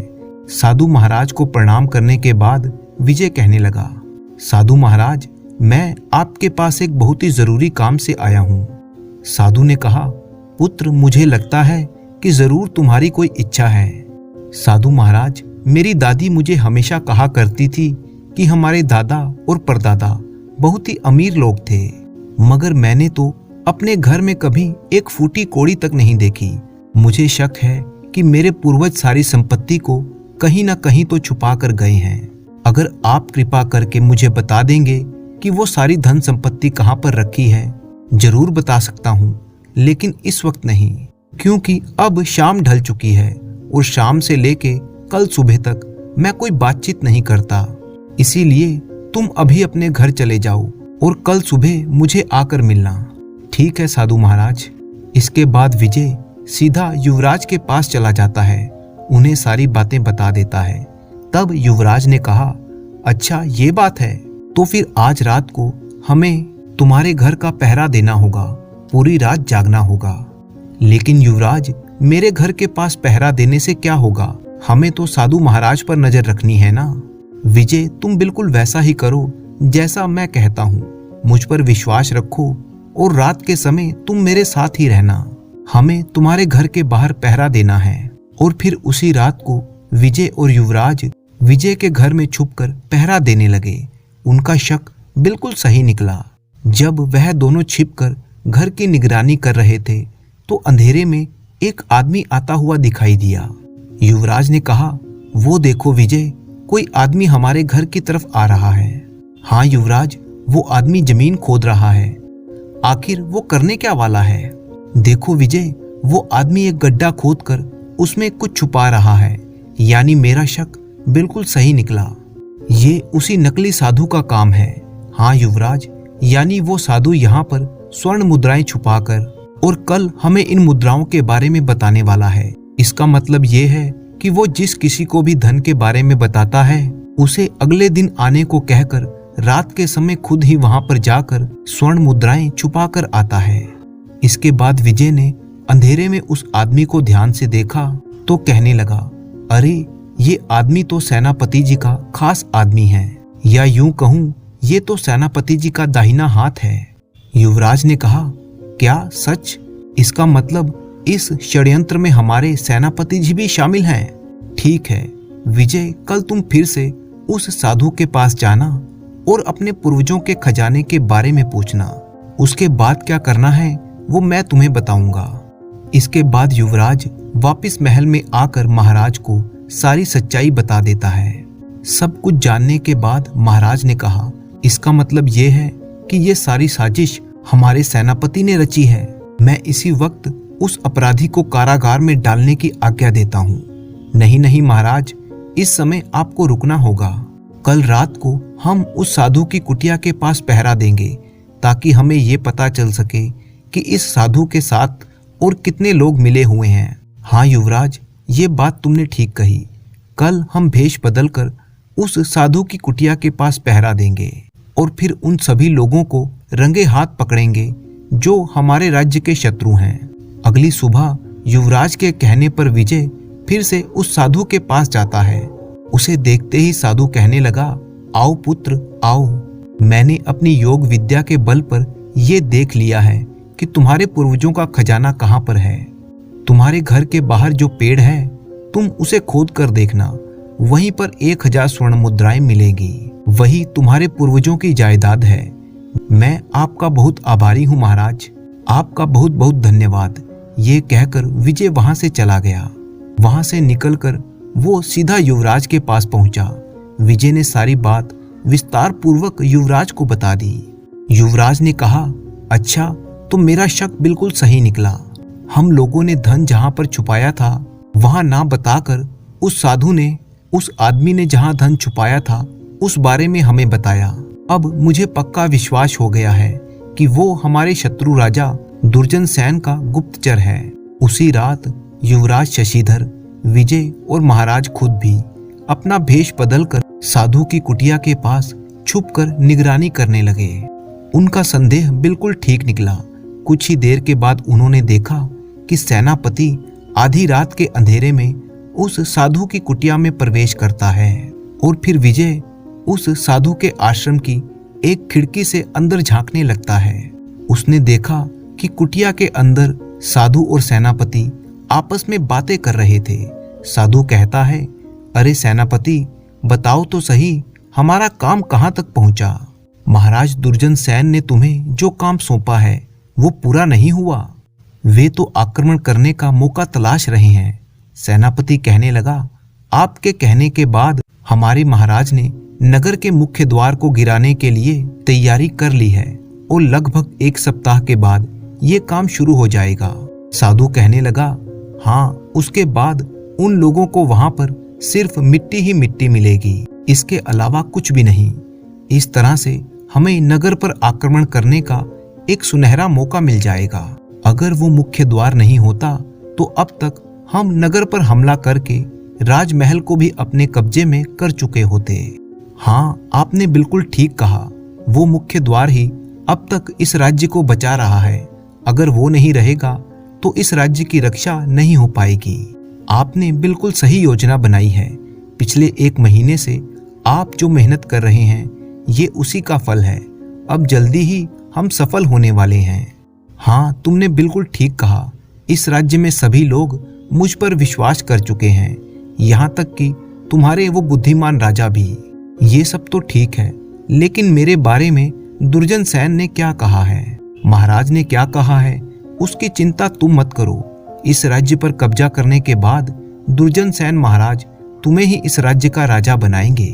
सेनापति, तुम इस राज्य के होने वाले महाराज हो। ये सब आपकी सहायता से ही हो सका है। आप जैसा गुप्तचर अगर मेरा साथ ना देता तो ये काम कैसे हो पाता? सेनापति और साधु के बीच में जो भी बातें हो रही थी, विजय खिड़की से वो सब कुछ देख और सुन रहा था। इसके बाद विजय राजा और युवराज के पास पहुंचकर उन्हें सारी घटना विस्तार से बता देता है। युवराज कहने लगा, देखा आपने पिताजी, वो कितने बड़े धोखेबाज हैं। वो हमारे हाथों से हमारे नगर के मुख्य द्वार को तोड़वाना चाहते थे ताकि शत्रु राजा हमारे राज्य पर आक्रमण करके कब्जा कर सके। तुमने ठीक कहा युवराज, अब और देर करने से कोई फायदा नहीं है। उन लोगों को तुरंत बंदी बनाया जाए। युवराज ने विजय से कहा, विजय, तुम तुरंत अपने सैनिकों के साथ जाकर उन सबको बंदी बनाकर यहाँ पर लेकर आओ। और फिर विजय ने ऐसा ही किया। अपने सैनिकों के साथ उन्हें बंदी बनाया और फिर राजा के सामने पेश किया। महाराज ने सेनापति से कहा, सेनापति, मैं तुम पर पूरा विश्वास करता था, लेकिन तुमने इसके बदले में मेरे साथ विश्वासघात किया है। इन लोगों को तुरंत कारागार में डाल दिया जाए और अब ये अपना सारा जीवन काल कोठड़ी में सड़ेंगे। अगले दिन महाराज ने राज दरबार में युवराज को शाबाशी देते हुए कहा, शाबाश युवराज, तुमने बहुत ही बुद्धिमानी और चालाकी से इस षड्यंत्र का पता लगाया। मुझे विश्वास है कि अब तुम्हें इस राज्य का राज्यभार सौंपने का समय आ गया है। युवराज कहने लगा, लेकिन पिताजी, मुझे अभी इसके लिए और समय चाहिए, क्योंकि सबसे पहले मुझे अपने राज्य के होनहार और बहादुर नौजवानों को चुन चुन कर सैनिक प्रशिक्षण देना है ताकि हमारी सेना का बल और भी ज्यादा मजबूत हो सके। मुझे तुम्हारा ये प्रस्ताव मंजूर है। एक बात और है महाराज, मैं चाहता हूँ कि विजय को हमारे राज्य का सेनापति बना दिया जाए, क्योंकि विजय से बढ़कर कोई वफादार और बहादुर मुझे इस पूरे राज्य में नहीं मिला। इसके बाद विजय को राज्य का सेनापति बना दिया गया। राज्य के कई युवाओं को सैनिक प्रशिक्षण देकर उन्हें राज्य की सेना में शामिल किया गया। कुछ समय के बाद युवराज का राज तिलक करके उन्हें सिंहासन सौंपकर महाराज ईश्वर की भक्ति करने के लिए वन की ओर प्रस्थान कर गए। बहुत ही पुराने समय की बात है। कृष्णापुर नाम के एक राज्य में चतुरसेन नाम का एक आदमी रहता था। चतुरसेन खेती किसानी करके अपना पेट पालता था। चतुरसेन के परिवार में सिर्फ उसकी पत्नी चमेली ही थी। इसके अलावा चतुरसेन के पास एक बहुत ही हट्टी कट्टी भैंस भी थी। वो भैंस चतुरसेन को अपनी पत्नी चमेली से भी ज्यादा प्यारी थी। चतुरसेन सुबह शाम उसे घास डालता, जल्दी उठकर सबसे पहले अपनी भैंस को नहलाता धुलाता और उसे चारा खिलाता। इसके बाद वो खेतों में काम करने के लिए निकल जाता। दोपहर के समय उसकी पत्नी खेतों में ही उसे खाना देकर आती। शाम ढलने पर चतुरसेन जब अपने घर में वापस आता तो सबसे पहले वो सीधा अपनी प्यारी भैंस के पास जाता, उसे चारा खिलाता और फिर उसका दूध निकालता। चतुरसेन की भैंस सुबह शाम 5-5 सेर दूध दिया करती थी। इसीलिए उसके घर में दूध, घी और मक्खन की कोई कमी नहीं थी। वो अपनी प्यारी भैंस का बहुत ही ख्याल रखता। जब भी चतुरसेन घर पर होता तो उसका अधिकतर समय अपनी प्यारी भैंस के पास ही गुजरता। उसकी भैंस भी उसे खूब अच्छी तरह से पहचानती थी। जब भी चतुरसेन उसके पास आता तो वो बड़े ही प्यार से सिर हिलाती और गले में बंधी हुई घंटी को बजाने लगती। कभी कभी वो चतुरसेन के पैर चाटने लगती। बस यूं मान लीजिए कि वो भैंस चतुरसेन के परिवार का एक अटूट सदस्य ही थी। जब भी चतुरसेन थका हारा अपने खेतों से वापस लौटता तो अपनी भैंस को देखकर उसकी सारी थकान दूर हो जाती। पूरे कृष्णापुर में चतुरसेन और उसकी प्यारी भैंस के खूब चर्चे होते थे। लेकिन एक रात को तो गजब हो गया। रात को सोने से पहले जब चतुरे ने अपनी भैंस को तबेले में आखिरी बार देखा तो भैंस वहीं पर थी, परंतु सुबह उठकर जब वो अपनी भैंस को नहलाने धुलाने गया तो भैंस वहां से गायब थी। ये देखकर चतुरसेन की सांसें ऊपर की ऊपर और नीचे की नीचे रह गई। सोचने लगा, अरे कहाँ गई मेरी भैंस। सोचते सोचते उसका कलेजा मुंह को आने लगा था। उसने जमीन पर गड़ी हुई मजबूत खूंटी को देखा जिसमें भैंस के गले में बंधी हुई रस्सी बंधी रहती थी। खूंटी सही सलामत अपनी जगह पर थी, लेकिन भैंस की रस्सी वहां पर नहीं थी। भैंस गायब थी। कुछ देर तो चतुरसेन अपने माथे पर हाथ रखे हुए वहां पर बैठा रहा। फिर अचानक वो जोर से चिल्लाया, अरे चमेली। उसकी पत्नी चमेली भागती हुई वहां पर आई। चतुरसेन ने कहा, भैंस गायब है। चमेली कहने लगी, क्या भैंस गायब है? कहाँ गायब है? क्यों गायब है? कब गायब हुई? एक ही सांस में चमेली ने सवालों की झड़ी लगा दी। अरे मुझे क्या मालूम, रात को तो देख कर गया था, तब यहीं पर थी और इस खूंटे से बंधी हुई थी। चतुरे ने जमीन में गड़े हुए खूंटे की ओर इशारा करते हुए चमेली से कहा। चमेली बोली, अरे खूंटे से बंधी थी तो गायब कैसे हो गई? कहीं आपने रस्सी खुली तो नहीं छोड़ दी थी? हाँ, बिल्कुल यही हुआ होगा। वैसे भी आप तो दुनिया के सबसे बड़े भुलक्कड़ हो। चतुरसेन झुंझुलाकर बोला, अरे नहीं रे, क्या बात करती है तू? पहले कभी रस्सी खुली छोड़ी है मैंने जो अब छोड़ूंगा? और फिर उसके गले में घंटी भी तो बंधी थी। अगर वह भागती तो उसके गले की घंटी भी जरूर बजती। और तू तो जानती है कि मेरी नींद कितनी कच्ची है। घंटी अगर बजती तो मैं जरूर उठ जाता, लेकिन मैं नहीं उठा, इसका मतलब घंटी नहीं बजी। ये कहने के बाद चतुर अपनी भैंस की याद में रोने लगा। अपने पति को रोता हुआ देखकर चमेली प्यार से बोली, अरे भैंस ही तो गायब हुई है, तुम्हारी पत्नी थोड़ी ना खो गई है जो तुम इस तरह से गला फाड़ फाड़ कर रो रहे हो। मुझे लगता है कि तुम अगर बाहर निकलकर भैंस को ढूंढोगे तो यहीं आसपास मिल जाएगी। अपनी पत्नी की बात चतुर को बिल्कुल सही लगी। उसने रोना धोना बंद किया और बाहर निकलकर अपने आस पड़ोस के लोगों से भैंस के बारे में पूछताछ करने लगा। लेकिन भैंस किसी भी पड़ोसी के यहाँ पर नहीं मिली। ढूंढते ढूंढते अब शाम ढल चुकी थी। चतुरसेन के गांव कृष्णापुर में शाम के समय बड़े बुजुर्ग एक पेड़ के नीचे बैठकर पंचायत किया करते थे। वो गांव की छोटी मोटी समस्याओं को हल किया करते थे। उस शाम जब पंचायत बैठी तो रोता कलपता हुआ चतुरा भी वहां पर आ पहुंचा। उसे देखते ही सरपंच ने चतुरसेन से पूछा, क्या हुआ चतुरे, तू इतना उदास क्यों दिखाई देता है? सरपंच जी, मेरी भैंस गायब हो गई। गायब हो गई? कहाँ गायब हो गई? आसपास ढूंढो जरा, यहीं कहीं पर होगी। चतुर ने उदास होते हुए कहा, नहीं सरपंच जी, मैंने सब जगह ढूंढ लिया है, परंतु मेरी भैंस कहीं पर नहीं मिली। तब तो तुम ऐसा करो, कल सुबह सुबह महाराज के यहाँ पर अपनी शिकायत लेकर जाओ। अब तो महाराज ही तुम्हारी भैंस का पता लगवा सकते हैं। तुम्हें उनके पास जाकर प्रार्थना करनी चाहिए। सरपंच की बात सुनकर चतुरा मायूस हो गया, क्योंकि अब शाम हो चुकी थी और शाम के समय राज दरबार बंद हो चुका होता था। चतुर वापिस अपने घर में लौट आया। उस रात चतुरसेन को नींद नहीं आई। वो सारी रात करवटें बदलता रहा और अपनी भैंस को याद करके आंसू बहाता रहा। जैसे ही सुबह हुई, चतुरसेन महाराज के दरबार में जाने के लिए तैयारी करने लगा। उसने गहरी नींद में सोई हुई अपनी पत्नी चमेली को उठाया और कहने लगा, तू भी जल्दी से अच्छे कपड़े पहनकर तैयार हो जा, भाग्यवान, राजा के दरबार में चलना है। पत्नी कहने लगी, अरे तुम भी हद करते हो, मैं भला वहां जाकर क्या करूंगी? महाराज को क्या मेरी सुंदरता दिखानी है? चतुरसेन कहने लगा, अरे तू भी पगली है, तुमसे कहीं ज्यादा सुंदर लड़कियां राजमहल में भरी पड़ी हैं। महारानी जी की सेवा करने वाली दासियां भी तुझसे कहीं अधिक सुंदर होंगी।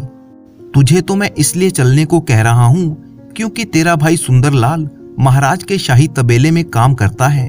अगर वहाँ किसी तरह की कोई सिफारिश की जरूरत पड़ी तो तेरा वहाँ पर होना बहुत ही काम आएगा। चमेली ने लाख मना किया परंतु चतुर नहीं माना। आखिरकार चमेली को भी तैयार होकर राज दरबार में जाना पड़ा। सुबह सुबह दरबार शुरू ही हुआ था कि चतुरसेन अपनी पत्नी के साथ रोता पीटता वहां पर आ गया। वो महाराज के सामने हाजिर हुआ तो कृष्णपुर के महाराज कृष्णदास कहने लगे, अरे भाई तुम कौन हो? रोते पीटते यहाँ पर क्यों आए हो? तुम्हारी क्या समस्या है? महाराज के पूछने पर चतुरसेन ने अपनी भैंस के गायब होने की पूरी कहानी उनको कह सुनाई। महाराज ने सवाल किया, क्या तुमने अपने आस पड़ोस में अपनी भैंस को ढूंढा? चतुरसेन कहने लगा, जी महाराज, लेकिन मेरी भैंस कहीं पर नहीं मिली। मुझे तो लगता है कृष्णपुर के बाहर का कोई चोर उसे चुरा कर ले गया। महाराज ने गरज कर कहा, यह संभव नहीं हो सकता। तुम्हारी भैंस कृष्णापुर के बाहर तो कभी जा ही नहीं सकती, क्योंकि कृष्णापुर की सारी सीमाएं हमने बंद कर रखी हैं। आजकल कृष्णापुर की सीमाओं से लगने वाले जंगल में एक शेर का बड़ा ही आतंक है। इस शेर को मारने के लिए हमने कृष्णापुर की सीमाओं पर हर तरफ बहादुर सैनिकों को तैनात कर दिया है। तुम्हारी भैंस खूंटे से छूटकर भाग गई हो या किसी ने चोरी की हो, वो कृष्णापुर से बाहर नहीं जा सकती। तुम एक काम करो, हम अपने 2 सैनिक तुम्हारे साथ भेजते हैं। उनके साथ कृष्णापुर के उन सभी लोगों के घर जाओ जिन्होंने भैंसें पाल रखी है। वहां जाकर अपनी भैंस को तलाश करो। मेरा विचार है कि पूरे कृष्णापुर में ऐसे 100 से ज्यादा घर नहीं होंगे। अगर शाम तक तुम्हारी भैंस मिल जाए तो ठीक, वरना तुम कल फिर दरबार में हाजिर होना। हम तुम्हारी समस्या का कोई और समाधान ढूंढेंगे। चतुरसेन बड़े ही दुखी मन से सैनिकों के साथ घर घर जाकर अपनी भैंस ढूंढने लगा, लेकिन उसकी भैंस का कोई अता पता नहीं चला। अब शाम भी हो चुकी थी और चतुरसेन भी थक चुका था, इसीलिए उसने सैनिकों को वापस जाने के लिए कह दिया। चतुरसेन भी अपने घर वापस लौट आया। आज की रात भी चतुरसेन को नींद नहीं आई, वो बस करवटें ही बदलता रहा। अगली सुबह होते ही वो सबसे पहले अपनी पत्नी के साथ राज दरबार में पहुंच गया। उसे देखते ही महाराज ने पूछा, तुमने कृष्णापुर के सभी भैंस पालने वालों के यहाँ पर अपनी भैंस की तलाश की? हाँ महाराज, मैंने सभी जगह तलाश किया, परंतु कहीं भी मेरी भैंस नहीं मिली। महाराज ने पूछा, अच्छा जरा बताओगे कि तुम्हारी भैंस कैसी है? महाराज, मेरी भैंस बहुत ही सुंदर है, मेरी पत्नी से भी ज्यादा सुंदर। वो बहुत ही हट्टी कट्टी और तंदुरुस्त है। उसके गले में एक सुंदर सी घंटी भी बंधी है। ये सुनकर महाराज बुदबुदाते हुए कहने लगे, क्या घंटी भी बंधी थी? चतुर ने कहा, जी महाराज। अच्छा तो ठीक है, अगर तुमने कृष्णापुर के सभी तबेलों में अपनी भैंस को खोज लिया है और तुम्हें अपनी भैंस नहीं मिली, तो तुम ऐसा करो, आखिरी तबेले राजा के तबेले में भी एक नजर मार लो। हमारे तबेले की भैंस दिखाने के लिए हम खुद तुम्हारे साथ चलेंगे। इसके बाद महाराज चतुरसेन और उसकी पत्नी को लेकर अपने शाही तबेले में पहुंच गए। वहां पहुंचने पर चतुर का साला यानी चमेली का भाई सुंदरलाल एक भैंस को नहला रहा था। वो भैंस बहुत ही उछल कूद मचा रही थी। चतुरसेन उस उछल कूद मचाती हुई भैंस को देखकर जोर से चिल्लाया, महाराज यही है मेरी भैंस। महाराज ने चतुरसेन को गुस्से भरी नजर से देखा और कहने लगे, तुम हम पर चोरी का इल्जाम लगा रहे हो? चतुर बड़ी ही विनम्रता से हाथ जोड़कर कहने लगा, नहीं महाराज, लेकिन मेरी भैंस तो यही है। राजा ने कहा, परंतु इसके गले में तो घंटी नहीं है। ये कहते हुए राजा ने भैंस के गले की ओर इशारा किया। तब तक भैंस अपने मालिक चतुरसेन को पहचान कर उसके निकट आ गई और उसके पैर चाटने लगी। ये देखकर महाराज हक्के बक्के रह गए। उन्हें समझते हुए देर न लगी कि ये भैंस सचमुच चतुरसेन की ही है। तब राजा ने गुस्से से देखते हुए शाही तबेले में काम करने वाले और सभी भैंसों की देखभाल करने वाले सुंदरलाल को अपने पास बुलाया। गरजते हुए पूछा, सुंदरलाल, ये भैंस शाही तबेले में कैसे आ गई? महाराज का क्रोध देखकर सुंदरलाल के मानो तोते उड़ गए थे। उसने घबराकर और बड़ी ही दीनता से अपनी बहन चमेली की ओर देखा। जब चमेली को ये लगा कि उसका भाई अब फंस जाएगा और महाराज उसे कोई कठोर दंड दे देंगे, तो वो एकदम से महाराज के पैरों में गिर पड़ी और बिलख बिलख कर कहने लगी, महाराज, मेरे विवाह को 3 साल हो गए हैं, लेकिन चतुरसेन ने मेरे प्रति कभी भी कोई जिम्मेदारी नहीं निभाई है। ये तो सुबह शाम रात दिन अपनी भैंस की सेवा में ही लगे रहते हैं। दिन भर ये खेतों में काम करते हैं। मैं तो सिर्फ इनके लिए खाना पकाने, कपड़े धोने और बर्तन मांजने वाली नौकरानी बनकर रह गई हूँ। मेरे पति के पास मुझसे 2 प्यार के बोल बोलने के लिए समय ही नहीं है। जब इनके तबेले से ये भैंस गायब हुई, तब जाकर इन्होंने मुझसे कोई बात की है। महाराज, मैं अपना अपराध स्वीकार करती हूँ। मैंने ही इस भैंस को अपने तबेले में से रात के समय उसके गले में से घंटी निकालकर अपने भाई सुंदरलाल को थमा दी थी और उससे कहा था कि इसे महाराज के तबेले में बांध दो, क्योंकि मुझे पक्का यकीन था कि चतुरसेन सारी दुनिया में भैंस को तलाश कर लेगा। परंतु राजा के तबेले में भैंस को तलाशने का विचार उसके मन में कभी नहीं आएगा। परंतु आप जैसा न्यायप्रिय राजा तो चतुरसेन को अपने शाही तबेले में भी ले आया। अब मैं क्या करती महाराज? ये भैंस तो मेरे लिए एक सोतन से कम नहीं थी और इससे छुटकारा पाने का बस एक यही रास्ता था, लेकिन मैं अपनी कोशिश में असफल रही। मैं अपने इस अपराध को स्वीकार करती हूँ, किंतु आपसे क्षमा मांगती हूँ। मुझ पर दया कीजिए महाराज, और मेरे पति को समझाइए कि विवाह के बाद पति को अपनी पत्नी के प्रति सभी जिम्मेवारियों को पूरा करना चाहिए, क्योंकि वो अपना मायका, सहेलियां, परिवार सब कुछ छोड़कर उसके पास आई है। उसे अपनी पत्नी को सुखी रखना चाहिए, घर के कामों में उसका सहयोग करना चाहिए, न कि अपने आप में मस्त होकर पत्नी को भुला देना चाहिए। मैं अपने घर पर भी सभी काम करती थी, साथ ही साथ अपनी गाय भैंसों का भी ख्याल रखती थी, लेकिन मेरे पति मुझे इस भैंस को हाथ भी नहीं लगाने देते। महाराज के सामने चमेली फूट फूट कर रो रही थी। महाराज को चमेली की बातें सुनकर उस पर बहुत ही दया आने लगी। महाराज ने उससे कहा, तुम दुखी मत हो चमेली, हम तुम्हारी सारी बात समझ गए हैं, हम तुम्हें कोई सजा नहीं देंगे।